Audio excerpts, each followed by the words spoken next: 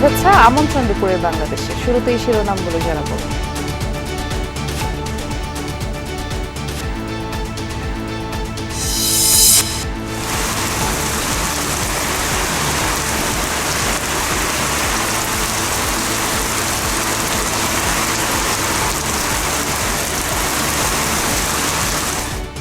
লঘুচাপের প্রভাবে রাজধানীতে সকাল থেকে থেমে থেমে বৃষ্টি, বন্দরনগরীতে জলাবদ্ধতা, সুনামগঞ্জে তলিয়ে গেছে হাওড় অঞ্চলের ফসল, বিপদসীমার উপরে নেত্রকোনার কংস নদের পানি।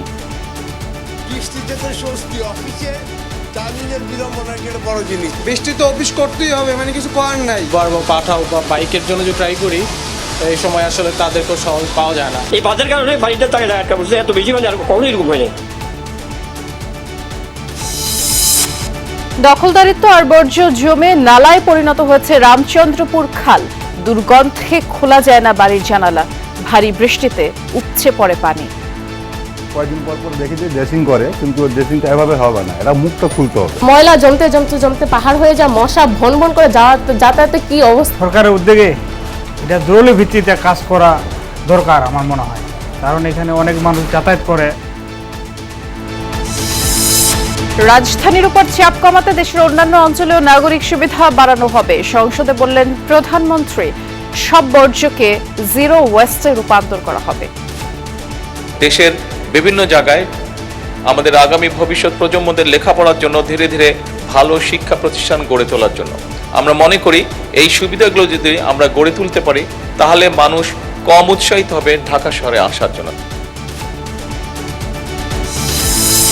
রাজধানীর নিউ মার্কেট এলাকায় গুলিতে শীর্ষ সন্ত্রাসী, টিটন নিহতের পর অপরাধীদের ধরতে চলছে অভিযান।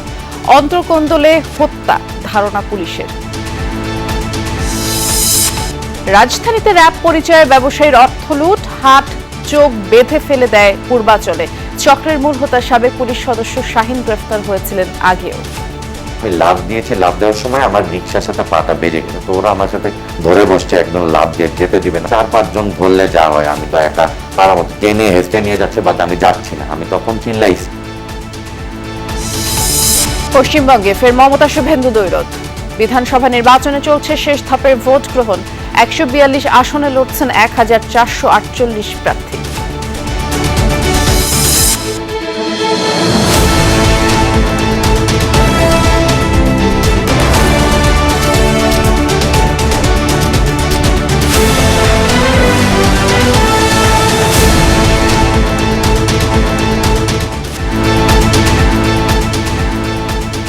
শিরোনামগুলো শুনছিলেন। এছাড়াও দেশ বিদেশে আরো খবর নিয়ে দুপুরের বাংলাদেশে নুসরাত বৃষ্টি আপনাদের সাথে আছি। রাতভর কালো মেঘে ঢেকে থাকার পর ভোর না হতেই ঝুম বৃষ্টিতে ভিজেছে রাজধানী। হঠাৎ এমন মুষলধারের বৃষ্টিতে কিছুটা স্বস্তি মিললেও সকালে যারা ঘর থেকে বেরিয়েছেন তাদের পড়তে হয়েছে চরম ভোগান্তিতে। এই বৃষ্টিতে সবচেয়ে বেশি দুর্ভোগে পড়েন অফিসগামী মানুষ ও শিক্ষার্থীরা। যারা ছাতা নিয়ে বের হয়েছেন তারাও তীব্র বৃষ্টিতে ভিজেছেন। আর বৃষ্টির কারণে রাস্তায় গণপরিবহনের সংখ্যাও কিছুটা কম ছিল।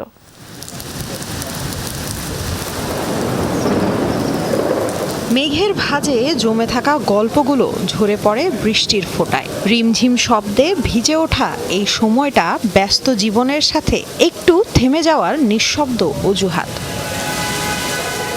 দমকা হাওয়া আর থেমে থেমে বৃষ্টি নগরবাসীর জীবনে কিছুটা স্বস্তির পরশ বুলিয়ে যায়। যদিও বৃষ্টিস্নাত সকালে রাস্তায় নেমে বিপাকে পড়েন অফিসগামী মানুষ ও শিক্ষার্থীরা। বৃষ্টিতে তো স্বস্তি, অফিসে টার্মিনাল বিড়ম্বনা একটা বড় জিনিস। আর যানজটের তো গাড়িতে আসা যায় না, বাসের সমস্যা, এই জন্য সবচেয়ে বড় প্রবলেম। গাড়িগুলো তো রাস্তাঘাট চলতেছে না, যে কারণে আমাদের চলাচল করতে অনেক কষ্ট হচ্ছে। গণপরিবহনের সংকট পড়লেও আমরা যদি অ্যাপসের মাধ্যমে যে উবার বা পাঠাও বা বাইকের জন্য যে ট্রাই করি, এই সময় আসলে তাদেরকেও সহজ পাওয়া যায় না। এদিকে বৃষ্টিতে রিকশায় বাড়তি ভাড়া আদায়ে অভিযোগ তুলেছেন নগরবাসী। খানাখন্দ ও জলাবদ্ধতার কারণে বিপাকে পড়তে হয় পথচারীদের। বৃষ্টির কারণে তৈরি যানজটও ভুগিয়েছে জরুরি কাজে বের হওয়া মানুষকে। অফিস থেকে তো আমাদের বেরোতে অনেক সমস্যা হয়, ড্রেনের পানি, আরো কত ঝামেলা। অস্বস্তি, এত বৃষ্টি আবার মাঝখানে গরম দেয়, অস্বস্তি। একটু মাঝে মাঝে হলে ভালো হয়। এই নগরে বৃষ্টি যেমন আশীর্বাদ, তেমন কখনো কখনো বাসিন্দাদের ভোগান্তিরও কারণ হতে দেখা যায়। তাই স্বস্তির বৃষ্টি যেন খুব একটা উপভোগ করা হয় না নগরবাসীর। লামিয়া তিথি, যমুনা নিউজ, ঢাকা। এদিকে সাগরে লঘুচাপের প্রভাবে দেশের বিভিন্ন জেলায়ও বৃষ্টি হচ্ছে। 4 নদীর পানি বিপদসীমার উপরেই প্রবাহিত হচ্ছে। সকাল থেকে কালো মেঘে দেশের আকাশ ঢেকে আছে। ঝড়ো হাওয়া, বজ্রসহ বৃষ্টিতে অনেক নিচু এলাকায়ও জলাবদ্ধতা দেখা দিয়েছে। কোনো কোনো অঞ্চলে রাত থেকেই বৃষ্টি আর বজ্রপাতে রাজবাড়ী, জামালপুরে 2 জনের প্রাণ গেছে। উজানের ঢল আর বৃষ্টিতে হাওড় অঞ্চলের অবস্থা অবনতি হচ্ছে। 5 জেলায় বন্যার পূর্বাভাস দিয়েছে আবহাওয়া অধিদপ্তর। বৃষ্টির পানি জমতে শুরু করেছে ফসলি জমিতে। দেশের বিভিন্ন জেলায় ঝড়ো হাওয়া, বজ্র সহ বৃষ্টির সম্ভাবনার কথা বলা হয়েছে। চট্টগ্রাম, কক্সবাজার, মোংলা, পায়রা সমুদ্র বন্দরকে 3 নম্বর স্থানীয় সতর্ক সংকেত দেখিয়ে যেতে বলা হয়েছে। দিনের শেষ ভাগে তাপমাত্রা কিছুটা বাড়লেও আকাশ মেঘলা থাকতে পারে।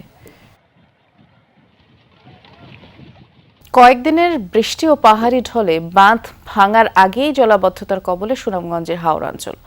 চোখের সামনে পাকা ধান তলিয়ে যেতে দেখে ঝুঁকি নিয়েই বুক পানিতে নেমে ধান কাটছেন চাষিরা। অতিরিক্ত মজুরি দিলেও আর শ্রমিক পাওয়া যাচ্ছে না এখন। আগাম বন্যার বিজ্ঞপ্তিতে জলের সাথে যুদ্ধ করে কিছু ধান কাটা গেলেও রোদের অভাবে চারা গজাচ্ছে ধানে।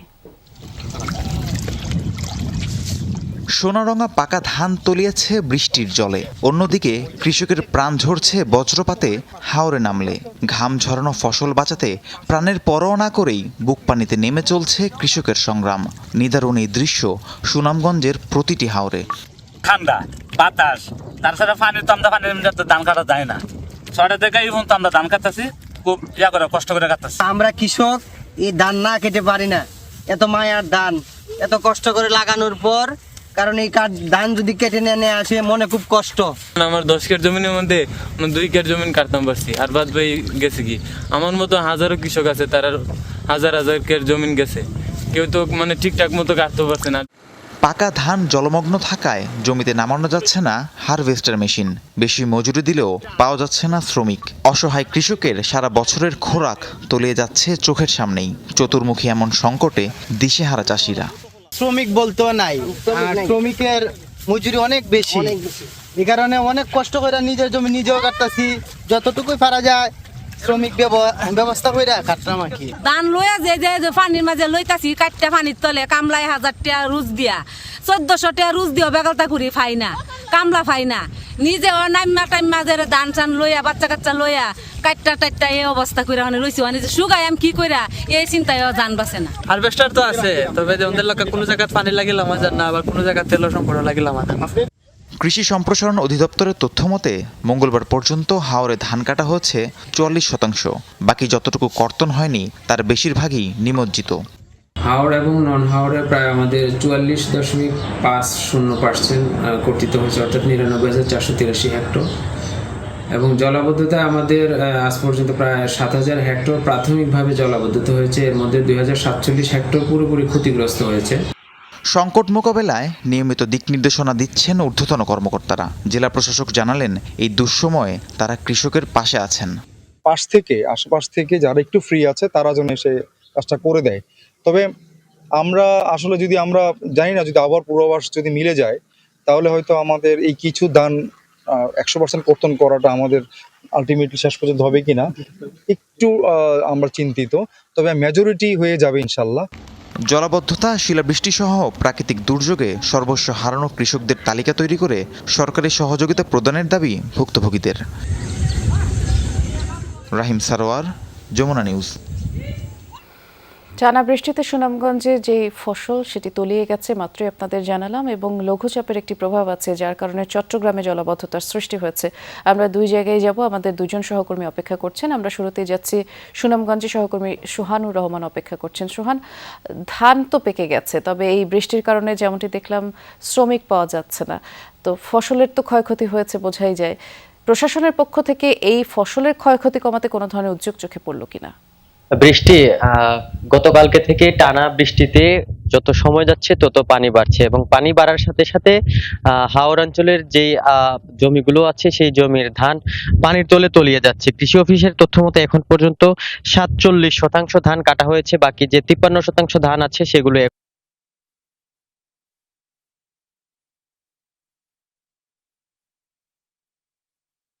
এবং কৃষকরা সেই কূপ পানি থেকে নেমে ধানগুলো কাটছেন। এবং যেহেতু প্রাকৃতিক দুর্যোগ, এখানে কিছু করার নেই। কৃষি অফিসের পক্ষ থেকে পরামর্শ দেওয়া হচ্ছে। আমি কথা বলেছিলাম যে কৃষকরা যেন যে ধান কাটবেন সেই ধান কেটে যেন খলায় না রাখেন, যেহেতু আকস্মিক বন্যার সংখ্যা আছে, তো খলাতে থাকা ধান সাথে সাথে কিন্তু যে আকস্মিক বন্যায় ভেসে যেতে পারে।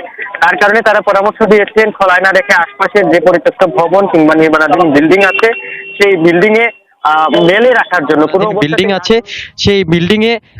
মেলে রাখার জন্য কোনো অবস্থাতেই ধানগুলো যেন একত্রিত করে ঢেকে রাখা না হয়, তাহলে ধান পচে নষ্ট হয়ে যাবে। এবং তাও যদি সম্ভব না হয় তাহলে যেন ঘরের ভেতরে ফ্যান চালিয়ে রাখা হয়। তো কৃষকদেরকে এই পরামর্শ দিয়েছেন, এতে করে কিছুটা হলেও যে ক্ষয়ক্ষতি আছে সেই ক্ষয়ক্ষতি যতক্ষণ না বৃষ্টি থামছে ততক্ষণ পর্যন্ত কিছুটা এড়ানো যাবে। অর্থাৎ সাময়িকভাবে যে বন্দোবস্ত সেটি করা হয়েছে আমরা শুনছিলাম আপনার মাধ্যমে। ধন্যবাদ। এবারে যাব চট্টগ্রামে। দেখতে পাচ্ছি সহকর্মী আলামিন শিকদার অপেক্ষা করছেন। গতকালকে যে চিত্র জলাবদ্ধতার দেখলাম আলামিন, আজ আসলে তার ব্যতিক্রম নয়, যদিও গতকাল একেবারে বুক সমান পানি ছিল। আজ নিচু এলাকাগুলোর কি অবস্থা দেখছেন? কারণ লঘুচাপের যে প্রভাব সেটি তো এখনো আছে। বৃষ্টি সকাল থেকে কোনো বৃষ্টি হয়নি এবং গতকাল রাত থেকেই বলতে পারি সকাল 11টা পর্যন্ত কোনো বৃষ্টি হয়নি, যার কারণে আমি যে জায়গাটিতে দাঁড়িয়ে আছি সেই জায়গাটিতেও পানি ছিল না, নেমে গিয়েছিল। গতকাল যে বুক সমান পানি, কোমর সমান পানি আপনারা দেখেছেন, সেখান থেকে পানি নেমে গিয়েছিল। তবে এখন ঠিক 12টা নাগাদ বৃষ্টি শুরু হয়, 5 থেকে 10 মিনিট একটু ভারী বর্ষণ হয়। এরপরে আমরা দেখতে পাই যে জায়গাটিতে আমরা এখন আছি সেটি এখন একেবারে ধীরে ধীরে কোমর সমান পানিতে তলিয়ে গেছে এবং ভারী বর্ষণটা 10 মিনিট হলো, এরপরে কিন্তু গুড়ি গুড়ি বৃষ্টিটা এখনো চলমান রয়েছে। এবং এই জায়গাটিতে যে এত পরিমাণ পানি জমে যাওয়ার কারণ হচ্ছে ঠিক পাশেই একটি খালের সংস্কার কাজ চলছে। সেই সংস্কার কাজের জন্য খালটিতে বাঁধ দেওয়া হয়েছে। সেই বাঁধের কারণে পানি যে স্বাভাবিক যে চলাচল সেটাতে বাধার সৃষ্টি হয়েছে, যার কারণে এই জায়গাটিতে কোমর সমান এবং বুক সমান পানি জমে যাচ্ছে। যদিও মাত্র বলা যেতে পারে 10 মিনিট ভারী বর্ষণ, এরপর থেকে গুড়ি গুড়ি বৃষ্টি, এতটুকুতেই এই জায়গাটিতে আবারও কোমর সমান পানি হয়ে গেছে। চট্টগ্রাম শহরে শুধুমাত্র এই যে 5 থেকে 10 মিনিট বৃষ্টি পড়লে নিচু এলাকাগুলো তলিয়ে যায়, এইটার জন্যই কিন্তু 14,000 কোটি টাকার মেগা প্রকল্প দেওয়া হয়েছে। 4টি সংস্থা সেটি বাস্তবায়নে কাজ করছে।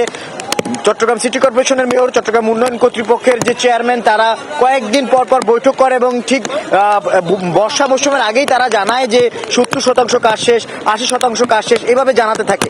কিন্তু এবার প্রতিবারই বলে যে এবার আর চট্টগ্রামের মানুষকে জলাবদ্ধতার মধ্যে পড়তে হবে না, ভোগান্তিতে পড়তে হবে না। কিন্তু আমরা দেখি প্রতিবারই ভিন্ন চিত্র।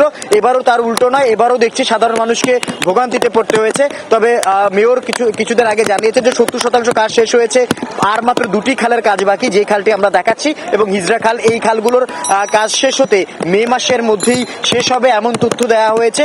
যদি এই খালের কাজগুলো শেষ হয় তাহলে এই বর্ষায় অর্থাৎ জুন জুলাই যে বর্ষার মৌসুম, আষাঢ় শ্রাবণ, সেই সময়টিতে হয়তো কিছুটা হলেও নগরবাসী জলাবদ্ধতার হাত থেকে রক্ষা পাবে। তবে সেই প্রজেক্টের কাজ যদি শেষ না হয় একইভাবে আবারও ভোগান্তিতে পড়তে হবে।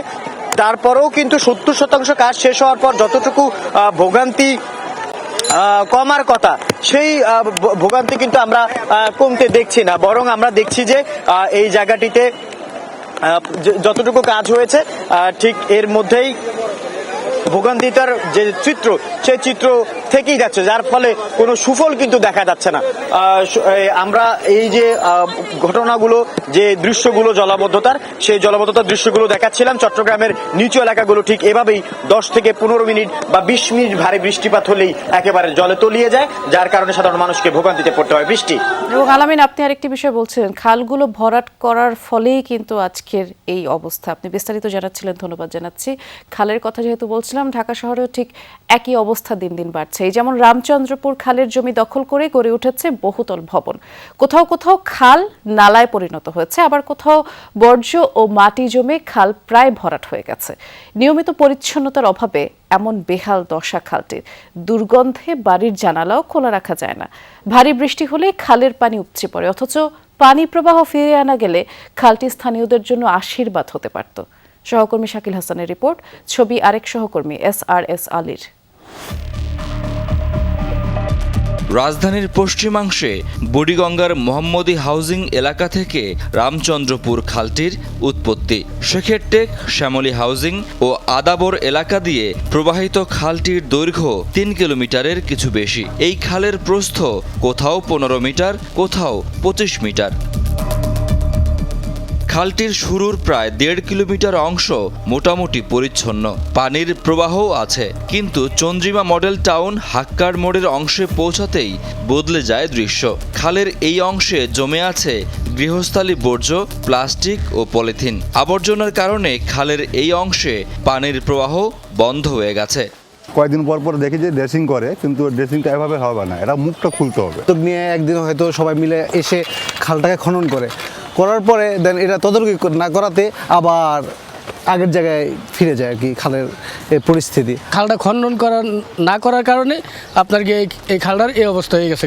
হাক্কার গলি থেকে সামনে এগোলে বর্জ্যের স্তূপ আরো ঘন হতে দেখা যায়। কোথাও কোথাও বর্জ্য আর মাটি জমে খালের মাঝে এমন শক্ত হয়ে গেছে যে মানুষ দাঁড়াতে পারে। বিভিন্ন ধরনের আবর্জনায় খালটির বেহাল দশা, পানি প্রবাহ পর্যন্ত বন্ধ হয়ে গেছে। খালটি বাঁচাতে হলে পানি প্রবাহ ফিরিয়ে আনতে হবে, পাশাপাশি নতুন করে আবর্জনা ফেলা বন্ধ করতে হবে। এখানে খালটি পারাপারে বাঁশের সাঁকো তৈরি করা হয়েছে। ঝুঁকি নিয়েই হাজারো বাসিন্দা চলাচল করেন সাঁকো দিয়ে। এই ব্রিজটা আর কি, এটা যদি হয় খুবই উপকার হয়। হ্যাঁ, এই হাউজিংটা একদম পুরাটাই অনেক দূর ঘুরতে হয়। এই যে সরকারের উদ্যোগে এটা জরুরি ভিত্তিতে কাজ করা দরকার আমার মনে হয়, কারণ এখানে অনেক মানুষ যাতায়াত করে। আদাবরের শ্যামলী হাউজিংয়ের 3 নম্বর সড়কের কাছে খালটি ইউ আকৃতিতে বাঁক নিয়েছে। এই বাঁকের জায়গাটিতে বর্জ্যের পরিমাণ সবচেয়ে বেশি। খালের 2 পাড় দখল করে উঁচু ভবনও তৈরি হয়েছে। খাল খুঁজে পাওয়াই কষ্ট। 2 সাইডে ওয়াল কইরা একবারে ক্লিয়ার, যে কেউ দখলও না করতে পারে, তাইলে মনে হয় যে ভালো হয়। এখানে ময়লা জমতে পাহাড় হয়ে যায়, মশা ভন করে যাতায়াতে কি অবস্থা, দুর্গন্ধ অবস্থা খারাপ হয়ে যায়। খালের পানি প্রবাহ সচল রাখতে এর আগে প্রকল্প নেওয়া হলেও কাজ হয়নি। এবার খালটি খনন করে পানি প্রবাহ ফিরিয়ে আনার উদ্যোগের কথা জানিয়েছেন উত্তর সিটির প্রশাসক। এই যে খালের পানিগুলো যে মাথা দিয়ে বের হয়ে আর এক জায়গায় খালটা চলে যাবে বড় জায়গায়, সেই জায়গাটা একদম সীমিত, খুব কম, একদম চেপে গেছে, কোনো জায়গায় একদম মাটি হয়ে গেছে। তো এটা নিয়ে আমাদের এই যে হয়তো বা অল্প কয়েকদিন বাকি আছে, আমরা নতুন করে একটা টেন্ডারের ব্যবস্থা করব, যাতে করে খালগুলো আমরা খনন করতে পারি। বসিলা আদাবর এলাকার পানি প্রবাহের অন্যতম পথ রামচন্দ্রপুর খালটি কল্যাণপুর মূল খালে গিয়ে মিশেছে। শাকিল হাসান, যমুনা নিউজ, ঢাকা। রাজধানীর উপর চাপ কমাতে দেশের সকল অংশে নাগরিক সুযোগ সুবিধা পৌঁছে দেওয়ার চেষ্টা করছে সরকার। জাতীয় সংসদে প্রশ্নোত্তর পর্বে সংসদকে কথা জানান সংসদ নেতা ও প্রধানমন্ত্রী তারেক রহমান। বলেন, ফ্যামিলি কার্ড বাস্তবায়নে মূল্যস্ফীতি বাড়বে না, বরং কমবে। বিসমিল্লাহির রহমানির রহিম। সংসদের প্রথম অধিবেশনের 24তম কার্যদিবস। প্রধানমন্ত্রীর কাছে সংসদ সদস্যের প্রশ্ন, ঢাকার উপর চাপ কমাতে কি করছে সরকার? উত্তরে প্রধানমন্ত্রী তারেক রহমান সংসদকে জানান, বেসিক নাগরিক সেবার বিকেন্দ্রীকরণের উদ্যোগ নিয়েছে সরকার। বর্তমান সরকার বিভিন্ন শিল্পায়ন গড়ে তোলার লক্ষ্যে দেশের বিভিন্ন জায়গায় বিশেষ শিল্পায়িত অঞ্চল গড়ে তোলার চেষ্টা করছে। একই সাথে আমরা চেষ্টা করছি দেশের বিভিন্ন জায়গায় চিকিৎসা সেবাও গড়ে তুলতে এবং দেশের বিভিন্ন জায়গায় আমাদের আগামী ভবিষ্যৎ প্রজন্মদের লেখাপড়ার জন্য ধীরে ধীরে ভালো শিক্ষা প্রতিষ্ঠান গড়ে তোলার জন্য। আমরা মনে করি এই সুবিধাগুলো যদি আমরা গড়ে তুলতে পারি, তাহলে মানুষ কম উৎসাহিত হবে ঢাকা শহরে আসার জন্য। রাজধানীকে ক্লিন ও গ্রিন সিটি হিসেবে গড়ে তুলতে 2 সিটি কর্পোরেশনের পদক্ষেপগুলো সংসদকে জানান প্রধানমন্ত্রী। বলেন, বিশেষ পরিচ্ছন্নতা ও মশক নিধন কার্যক্রম জোরদার করা হচ্ছে। ঢাকা উত্তর সিটিতে আগামী 5 বছরে 5 লাখ বৃক্ষরোপণ করা হবে। মেট্রো রেল ও এলিভেটেড এক্সপ্রেসওয়ের নিচের খালি অংশে গাছ লাগাবে সরকার। সেজন্যই দাকব ও বৈটাঘাট। এছাড়া পরিবেশসম্মতভাবে বর্জ্য ব্যবস্থাপনা আর সব বর্জ্যকে জিরো বর্জ্যে রূপান্তরের পরিকল্পনার কথা জানান প্রধানমন্ত্রী। কোরিয়া ভিত্তিক বেসরকারি প্রতিষ্ঠানের বিনিয়োগে মাতাইল ল্যান্ডফিলকে সমন্বিত সার্কুলার ইকোনমি ভিত্তিক বর্জ্য ব্যবস্থাপনা এবং জ্বালানি উৎপাদন কেন্দ্রে রূপান্তর করার মাধ্যমে সকল বর্জ্যকে জিরো বর্জ্যতে রূপান্তর করার পরিকল্পনা গ্রহণ করা হয়েছে। ফ্যামিলি কার্ড বাস্তবায়নে মূল্যস্ফীতি কিভাবে নিয়ন্ত্রণ করা যাবে এমন প্রশ্নে সংসদ নেতা জানান, এতে মূল্যস্ফীতি বরং কমবে। এই মানুষগুলো কিন্তু যেসব জিনিস ব্যবহার করে সেগুলো কিন্তু তাদের প্রয়োজনীয় জিনিস ব্যবহার করে, এবং তারা যেই জিনিসগুলো ব্যবহার করে অধিকাংশই দেশীয় কলকারখানা দেশেই উৎপাদিত হয়। কাজেই মাননীয় সংসদ সদস্য, এই টাকাটা যখন তার কাছে যাচ্ছে, সে যখন খরচ করছে, এই টাকাটা কিন্তু গ্রামীণ ইকোনমিতে ব্যবহৃত হচ্ছে। এক কাইন্ড অফ ইনভেস্টমেন্ট, স্টেট রাষ্ট্রের একটা ইনভেস্টমেন্ট, যে ইনভেস্টমেন্টের মাধ্যমে ধীরে ধীরে লোকাল শিল্পগুলো গড়ে উঠবে, যে ইনভেস্টমেন্টের মাধ্যমে ধীরে ধীরে কর্মসংস্থানও গড়ে উঠবে। সেই জন্যই আমাদের হিসাব বলছে ইনফ্লেশন বরং কমবে, বাড়বে না। ফ্যামিলি কার্ডে যে অর্থ দেওয়া হচ্ছে তা সামাজিক নিরাপত্তা বেষ্টনীর অন্য সবগুলো প্রকল্পের চেয়ে বেশি বলে সংসদকে জানান সরকার প্রধান। বলেন, যারা এই বেষ্টনীর আওতায় কয়েকটি সুবিধা পাচ্ছে সেগুলো সমন্বয় করবে সরকার। কয়েকটি সুবিধা একজন ব্যক্তি পাচ্ছেন, তো সেগুলোকে আমরা কাট ডাউন করব। প্রধানমন্ত্রী বলেন, নিরাপদ, বৈষম্যহীন ও জলবায়ু সহিষ্ণু বাংলাদেশ গড়তে কাজ করছে সরকার, যেখানে নারী ও শিশুরা হবে টেকসই উন্নয়নের সম অংশীদার। মাধ্যমে সকল বর্জ্যকে। আখলাকুস সাফা, যমুনা নিউজ, ঢাকা। রাজধানীর নিউ মার্কেটে দুর্বৃত্তের গুলিতে শীর্ষ সন্ত্রাসী খন্দকার নাইম আহমেদ টিটন নিহতের ঘটনায় জড়িতদের শনাক্তে পুলিশ সিসি ক্যামেরার ফুটেজ বিশ্লেষণ করছে। পুলিশের ধারণা, শীর্ষ সন্ত্রাসীদের মধ্যকার অন্তর্কুণ্ডলেই তাকে হত্যা করা হয়েছে। মঙ্গলবার রাত 8টার দিকে নিউ মার্কেট বটতলা এলাকায় শহীদ শাহনেওয়াজ ছাত্রাবাস সংলগ্ন রাস্তায় হত্যাকাণ্ডের ঘটনা ঘটে। রক্তাক্ত অবস্থায় উদ্ধার করে স্থানীয়রা তাকে হাসপাতালে নিয়ে যায়। চিকিৎসকরা জানান, পৌঁছানোর আগেই তার মৃত্যু হয়েছে, আর মরদেহ রাখা হয়েছে ঢাকা মেডিকেলের জরুরি বিভাগের মর্গে। পুলিশ জানায়, টিটনের শরীরে 5টি গুলির আঘাত রয়েছে। 2001 সালে সরকার ঘোষিত 23 শীর্ষ সন্ত্রাসীর তালিকায় তার নাম ছিল 2 নম্বরে। নিহত টিটন আরেক শীর্ষ সন্ত্রাসী সঞ্জিদুল ইসলাম ইমনের শ্যালক। এখন পর্যন্ত যতটুকু আমরা পেয়েছি যে এটা হাজারীবাগের যে নাইম আহমেদ টিটন নামে একজন ব্যক্তি আছে, ওনার হওয়ার সম্ভাবনা মানে বেশ কয়েকটা জায়গায় সূত্র থেকে আমাকে কনফার্ম করছে। সন্ত্রাসী যারা আসছে এখানে শুটিং ইনসিডেন্ট ঘটাইছে, তারা কোন পাশ দিয়ে গেলো, কোন দিক দিয়ে গেলো, আমরা এগুলো সবই ইনভেস্টিগেশনের পার্ট। আমরা এটা দেখে আমরা দ্রুততর সময়ে আমরা এই যারা ক্রিমিনাল আছে তাদেরকে আমরা আইডেন্টিফাই করে আইনের আওতায় নিয়ে আসার আমরা চেষ্টা করছি। আমরা এ বিষয়ে বিস্তারিত জানবো। রাজধানী নিউ মার্কেট থানায় সহকর্মী রাব্বি সিদ্দিকী অপেক্ষা করছেন আমাদের জন্য। রাব্বি, একটু জানাবেন এই ঘটনায় কোনো মামলা হয়েছে কিনা এবং পুলিশের পক্ষ থেকে আর কি বলা হলো? মামলা হয়েছে। কিছুক্ষণ আগে নিহতের বড় ভাই সাইদ আহমেদ তিনি বাদী হয়ে এই নিউ মার্কেট থানায় মামলা করেছেন এবং সেই মামলার এজাহারের কপি আমার কাছে এসেছে। যদি একটু বলি যে এখানে কিন্তু বেশ কয়েকজন সন্ত্রাসীদের নাম কিন্তু এই মামলাতে কিন্তু উল্লেখ করেছে পরিবার, এবং সেই সন্ত্রাসী পিচ্চি হেল্লাল, ভাঙারি রিপন এবং তাদের সাথে বসিলার যে গরুর হাট, সেই গরুর হাটের ইজারার শিডিউল নিয়ে একটা বিরোধ চলছিল। এগুলো কিন্তু পরিবারের দাবি, পুলিশকে পরিবার জানিয়েছে, এবং সেই বিরোধ থেকেই তাদের যে দ্বন্দ্ব, সেই দ্বন্দ্ব থেকে এই খুন হতে পারে পরিবার সন্দেহ করছে। আরেকটি বিষয় যে তিনি কিন্তু 24 আগস্টের পরই কিন্তু জামিনে মুক্ত হন, এবং জামিনে মুক্ত হবার পর তিনি আবার তার পুরনো পেশা বা পুরনো কাজে কিন্তু জড়িয়ে পড়েন। যদিও পরিবার থেকে বলা হচ্ছিল তিনি সুন্দর জীবনযাপন করার চেষ্টা করবেন এমন প্রতিশ্রুতি দিয়েছিলেন, এবং তার যে ভাই, সেই ভাই বলেছেন যে জামিনে মুক্ত হবার পর তিনি ঠিকাদারি ব্যবসায় আবার ব্যবসা শুরু করেন, এবং সেই সূত্র ধরে কয়েকজন ঠিকাদার, স্থানীয় কয়েকজনের নাম এই এজাহারে এসেছে, এবং সেই নামগুলো ধরেই কিন্তু পুলিশ প্রাথমিক যে তদন্ত সেটা কিন্তু শুরু করেছে। নিউ মার্কেট থানার ওসি তিনি কিন্তু বলেছেন যে বেশ কিছু নাম তারা পেয়েছেন। এখানে কিলার বাদল, ভাঙারি রনি, পিচ্চি হেলাল, তাদের সাথে গরুর হাটের যে ইজারা, সেই ইজারা সংক্রান্ত একটি বিরোধ চলছিল বলে পরিবার জানিয়েছে, এবং এখন পর্যন্ত থানাতেই আছে এই শীর্ষ সন্ত্রাসী টিটনের ভাই, এবং এখান থেকে মামলার পরপরই মর্গে, ঢাকা মেডিকেল কলেজের মর্গে সেখানে কিন্তু মরদেহ আছে। সেই পোস্টমর্টমের পর তাকে কিন্তু এখান থেকে মরদেহ নিয়ে যাওয়া হবে। বিস্তারিত জানাচ্ছিলেন, ধন্যবাদ রাব্বি। র্যাবের পোশাক পরা কিন্তু র্যাবের সদস্য নয়, এই বাহিনীর পরিচয় ব্যবহার করে রাজধানীতে এক ব্যবসায়ীর 65 লাখ টাকা হাতিয়ে নেওয়ার অভিযোগ পাওয়া গেছে। তুরাগ থেকে মাইক্রোবাসে তুলে হাত চোখ বেঁধে পূর্বাচলে ফেলে দেওয়া হয়। ভুক্তভোগীর মামলার পর চক্রের মূল হোতা পুলিশের সাবেক সদস্য শাহিনকে গ্রেফতার করা হয়েছে। আটক করা হয়েছে সন্দেহভাজন আরও কয়েকজনকে। যমুনা টেলিভিশনের অনুসন্ধানে আরও অবাক করা বেশ কিছু তথ্য মিলেছে। বিস্তারিত জানাচ্ছেন সহকর্মী তানভীর সিদ্দিক টিপু, ছবি তুলেছেন আরেক সহকর্মী মোহাম্মদ নিজাম।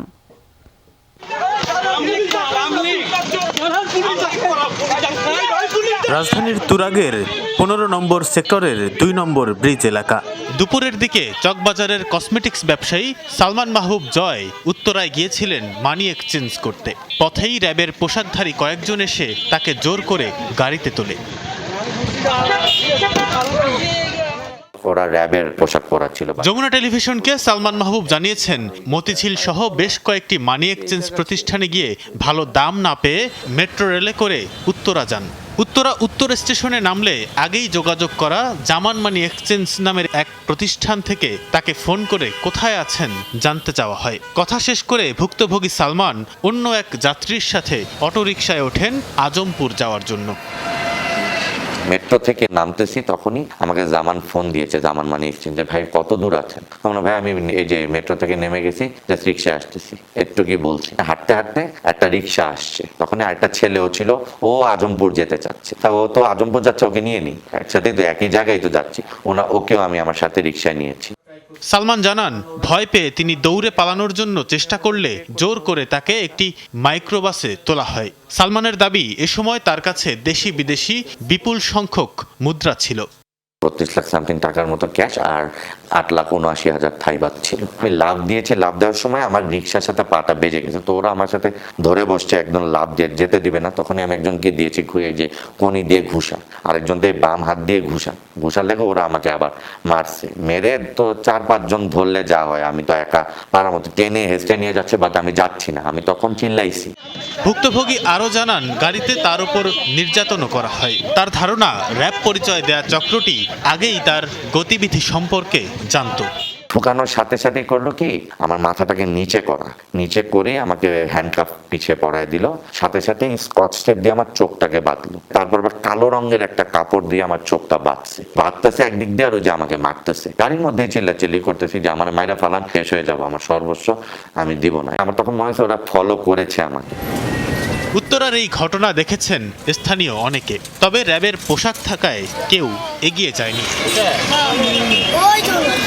তোর দিছিল পোলারে ধরে আনছে, আইনা মাইরা টাইরা ওই গাড়ির ভিতরে ঢুকায় গাড়ি টান দিয়ে লয়ে গেছে। আমরা তো দেখছি যে ধরে নিয়ে গেছে, কিন্তু আমরা তো সঠিক খবর জানি না যে সব আসলে কি হয়েছে। রাজধানীর তুরাগ থানার অধীনে এই রাস্তাটি অন্যতম ব্যস্ত একটি রাস্তা। দিনে বা রাতে সবসময় এখানে যানবাহন এবং মানুষের চলাচল বা উপস্থিতি লক্ষ্য করা যায়, কিন্তু এরপরও এই জায়গা থেকে একজন ব্যবসায়ীকে র্যাব পরিচয়ে তুলে নিয়ে যাওয়ার ঘটনা ঘটেছে।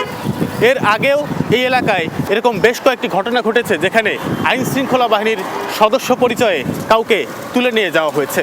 রাজধানীর বিভিন্ন সড়ক ঘুরে পূর্বাচল 9 নম্বর সেক্টরের একটি নির্জন জায়গায় সালমানকে ফেলে পালিয়ে যায় র্যাব পরিচয় দেওয়া চক্রটি। হাতিয়ে নেওয়া হয় টাকা। এখানে পেয়েছি। দিয়াবাড়ি থেকে সালমান মাহবুব জয়কে একটি গাড়িতে করে 23 কিলোমিটার দূরে এনে এই পূর্বাচলের এই জায়গাটিতে ফেলে রাখা হয়। পরে স্থানীয় বাসিন্দারা তাকে উদ্ধার করেন। এলাকাবাসী বলছে, জনবসতি কম হওয়ায় এখানে প্রায়শই ঘটে এমন ঘটনা। এই জায়গায় হচ্ছে নীরব, মানে এখানে মানুষ চলার জনসংখ্যা কম, তো আমাদের বাড়ি এখানে বাড়ি দূরে বাড়ি, যা মনে করেন যে কেউ আশেপাশে দেখে না। ঘটনার দিন 25 এপ্রিল মধ্যরাতে তুরাগ থানায় ডাকাতির মামলা করেন ভুক্তভোগী। পরে মামলাটি ডিবিতে স্থানান্তর করার পর চক্রের কয়েকজনকে শনাক্ত করে তারা। অনুসন্ধানে জানা গেছে, এই চক্রের মূল হোতা গোলাম মোস্তফা ওরফে শাহিন পুলিশের চাকরিচ্যুত কনস্টেবল। গত বছর জুনে উত্তরায় নগদ পরিবেশকের 1,08,11,000 টাকা লুটের ঘটনায় গ্রেফতার হন। কিছুদিন আগে জামিনে বেরিয়ে আসেন। তানভীর সিদ্দিক টিপু, যমুনা নিউজ, ঢাকা। বিনামূল্যে বই ও খাবারের পর এবার বিনামূল্যে পোশাক, পাটের স্কুল ব্যাগ ও জুতা পেতে যাচ্ছে প্রাথমিকের শিক্ষার্থীরা। প্রথম পর্যায়ে সরকারি কর্মসূচি প্রতিটি উপজেলার 2টি প্রাথমিক বিদ্যালয়ের শুধু প্রথম শ্রেণীর শিক্ষার্থীদের জন্যই বাস্তবায়ন করতে যাচ্ছে।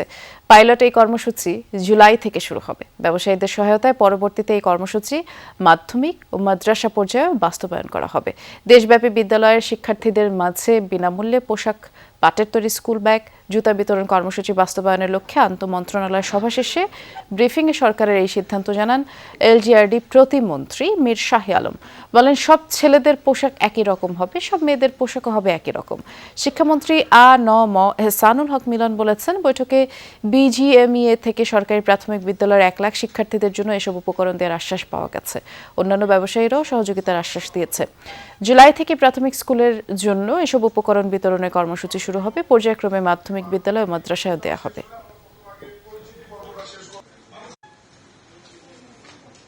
আগামী 180 দিনের ভিতরে যে আমাদের প্রোগ্রামগুলো রয়েছে শিক্ষামন্ত্রী, প্রথমত হলো আমাদের কোমলমতি শিশুদের ব্যাগ এবং ড্রেস বিতরণ, সেই জায়গায় উদ্যোক্তারা এগিয়ে এসছে। সমস্ত ছেলে বাচ্চাদের একই ধরনের পোশাক হবে, একই ধরনের ব্যাগ হবে। মেয়ে শিক্ষার্থীদের একই ধরনের ড্রেস হবে, একই ধরনের ব্যাগ হবে। এটার কোনো ব্যত্যয় হবে না, একই রকম হবে এবং জুতাও একই রকমের হবে। দেশে ভয়াবহ আকার ধারণ করেছে হাম। প্রতিদিন হাম এবং উপসর্গ নিয়ে মৃত্যু আর আক্রান্তের সংখ্যা বাড়ছে। পর্যন্ত 273 জনের মৃত্যু হয়েছে হামে। আমরা সার্বিক পরিস্থিতি সম্পর্কে জানবো। রাজধানীর মহাখালীতে সহকর্মী শাকিল হাসান অপেক্ষা করছেন আমাদের জন্য। শাকিল, যেহেতু মহাখালী, তার মানে খুব সম্ভবত ডিএনসিসি কোভিড যে হাসপাতালটি আছে সেখানেই আছেন আপনি, এবং হাম ও হামের উপসর্গ নিয়ে ভর্তি হওয়া রোগীর সংখ্যা সবচেয়ে বেশি এখানে। আজকের চিত্র কেমন দেখছেন? বৃষ্টি, সকাল থেকে আমি এই হাসপাতালে 12 জন রোগীর স্বজনের সঙ্গে কথা বলেছি এবং তারা দেশের বিভিন্ন প্রান্ত থেকে এসেছেন। একটি বিষয় খুবই গুরুত্বপূর্ণ, এই 12 জন রোগীর স্বজনদের সবাই আমাকে বলেছেন তারা কমপক্ষে 3টি হাসপাতাল ঘুরে এই হাসপাতালে এসেছেন।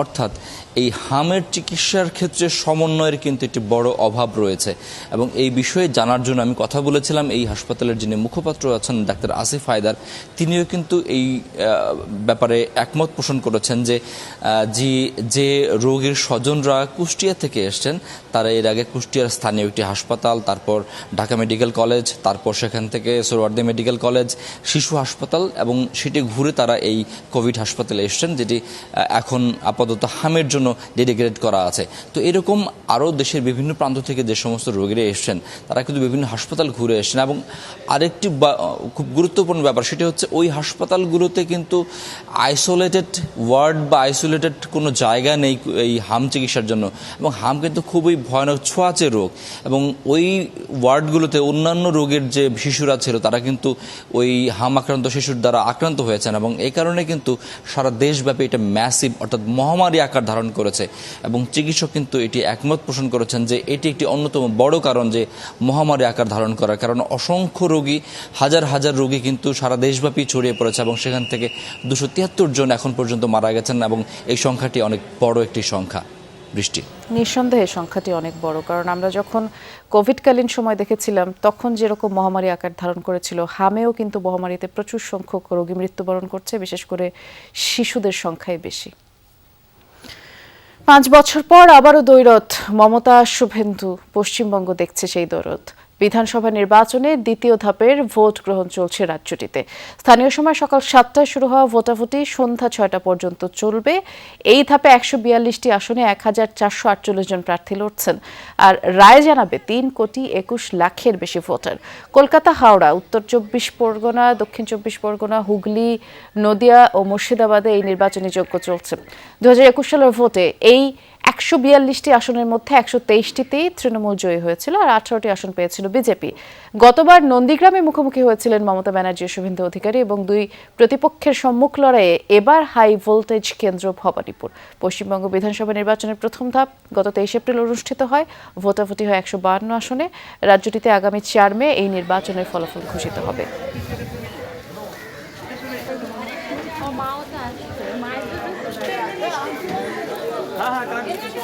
পশ্চিমবঙ্গের যেই আসনটিতে সবচেয়ে বেশি হাড্ডাহাড্ডি লড়াইয়ের আভাস অর্থাৎ ভবানীপুর, সেখানে আছেন আমাদের সহকর্মী সুকান্ত চট্টোপাধ্যায়। তিনি অপেক্ষা করছেন আমাদের জন্য। আমাদেরকে একটু জানাবেন, শুভেন্দু এবং মমতা দুজনের কেউ এখন পর্যন্ত তাদের ভোটাধিকার প্রয়োগ করেছে কিনা, সব মিলিয়ে কি অবস্থা দেখছেন? দেখুন, মমতা বন্দ্যোপাধ্যায় কিন্তু ভোট দেবেন বিকেল 5টায়, কিন্তু তার আগে ভবানীপুর কিন্তু ক্রমশ উত্তপ্ত হয়ে উঠছে। সকাল থেকে শান্তিপূর্ণ থাকলেও বেলা 10টা অর্থাৎ ভারতীয় সময় 10টার পর থেকে কিন্তু উত্তেজনা ছড়ায়। বুথের বাইরে বহিরাগতদের আগমন এবং জমায়েতকে কেন্দ্র করেই কিন্তু এই উত্তেজনা। এরপরে শুভেন্দু অধিকারী যখন বুথে যান সেখানে কিন্তু তাকে ঘিরে শাসক দল তৃণমূল কংগ্রেসের তরফ থেকে জয় বাংলা স্লোগান দেওয়া হয়। তারপরেই কিন্তু উত্তেজনা আরো চরমে ওঠে এবং এই যে বিক্ষোভকারী বা দুই পক্ষের যে বিরোধমান গোষ্ঠী তাদেরকে সরাবার জন্য কিন্তু পুলিশ লাঠিচার্জ করে। লাঠিচার্জের ঘটনা ঘটেছে ইতিমধ্যে আমডাঙ্গায় বিধানসভা, সেখানেও লাঠিচার্জের ঘটনা ঘটেছে। এছাড়া সার্বিকভাবে কিন্তু ভবানীপুর ছাড়া সার্বিকভাবে পশ্চিমবঙ্গের যে আসনগুলিতে ভোট হচ্ছে শান্তিপূর্ণভাবে মোটামুটি চলছে। আমি আমার সঙ্গে রয়েছেন একজন নির্দল প্রার্থী, আমি যেন কেমন ভোট চলছে। নমস্কার, আমি 119 বারাসাত বিধানসভা কেন্দ্র থেকে নির্দল প্রার্থীতে দাঁড়িয়েছি, অভিক বসু ঠাকুর। আমি এই পর্যন্ত এখনো পর্যন্ত 40খানা বুথে ঘুরলাম, এটা নিয়ে 40 নম্বর বুথ হলো। তাতে বারাসাত যে মহিমায় ছিল সেই মহিমা এই বছর নেই। খুব শান্তিপূর্ণভাবে ভোট হচ্ছে এবং 2-3 জায়গায় বিক্ষিপ্ত ঘটনা ঘটেছে। সঙ্গে সঙ্গে সেন্ট্রাল ফোর্স এবং কেন্দ্রীয় বাহিনী সেটাকে মোকাবিলা করে সেটাকে ঠিক করে দিয়েছে। এখানে যেমনি ইভিএম নিয়ে আমি কথা বললাম যে ইভিএম এর কি কোনো রকম প্রবলেম হয়েছিল, বললো হ্যাঁ, এবং সেটাকে 5-10 মিনিটের মধ্যে সেটাকে ঠিক করে দেওয়া হয়েছে। প্রথম দফায় প্রতিকূল আবহাওয়া ছিল, আজকে দ্বিতীয় দফায় আবহাওয়াটা কেমন? এখনো পর্যন্ত যেটুকু খবর আছে যে 40-এর কাছাকাছি 47-এর কাছাকাছি % ভোট পড়েছে। এখন কতজন লোক ভোট দিতে আসছে, কারণ আমি 40টা বুথে ঘুরে দেখেছি মানুষের স্বতঃস্ফূর্ততা, ঠিক আছে। এখন বাকিটা সময় অপেক্ষা লাস্টের। একেবারে যে প্রতিকূল আবহাওয়া যেটা ছিল প্রথম দফায়, দ্বিতীয় দফায় কিন্তু এখন আবহাওয়া স্বাভাবিক এবং মানুষজন আসছে তাদের ভোটাধিকার প্রয়োগ করতে, দেখছিলাম। ধন্যবাদ সুকান্ত। এই ছিল দুপুরে বাংলাদেশের প্রথম ঘন্টার আয়োজনে। পরের ঘন্টার আয়োজন নিয়ে ফিরবেন সহকর্মী মাসুম রাব্বি। দেখার আমন্ত্রণ রইল।